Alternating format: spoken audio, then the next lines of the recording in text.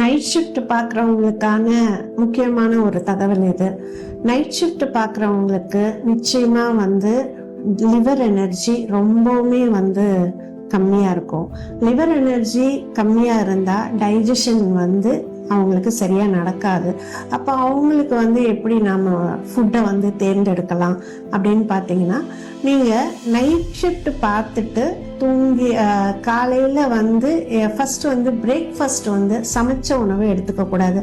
சமைச்ச உணவில் உங்களுக்கு அந்த டைஜஷன் பவரை குறைக்கக்கூடிய ஒரு இது இருக்கு.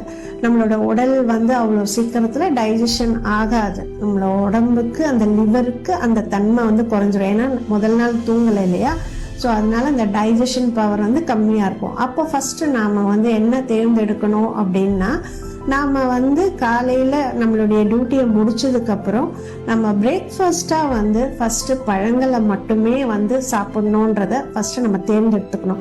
அப்படி சாப்பிட்டீங்கன்னா அது சாப்பிட்டுட்டு நீங்கள் உடனே படுத்து உங்களுக்கு தூக்கம் வராது. பழங்கள் சாப்பிட்டாலே நிச்சயமாக லிவர் எனர்ஜிக்கு நல்ல ஒரு எனர்ஜி கிடைக்கும். அப்போ கொஞ்சம் சுறுசுறுப்பாக இருப்பீங்க. அஃப்கோர்ஸ் நீங்கள் தூங்கி தான் ஆகணும். அதனால நீங்கள் பார்த்தீங்கன்னா ஒரு 10 மணி போல் உங்களுக்கு ஒரு சோர்வு நிச்சயமாக கிடைக்கும். அந்த சோர்வு வரும்போது நீங்கள் படுத்து தூங்குனீங்கன்னா டில் 12 வரைக்கும் நல்ல டீப் ஸ்லீப் ஆகும்போது 12லேருந்து 1 அந்த டைம் கண்டிப்பாக உங்களுக்கு ஒரு விழிப்பு வரும். அந்த விழிப்பு நேரத்தில் நீங்கள் உங்களுடைய லஞ்சை சாப்பிட்டுக்கலாம். ஸோ லஞ்சையும் பிரேக்ஃபாஸ்ட்டையும் இப்படி பிளான் பண்ணிக்கிட்டீங்கன்னா உங்களுடைய ஜீரண சக்தி நல்லபடியாக நடக்கும். தேங்க்யூ.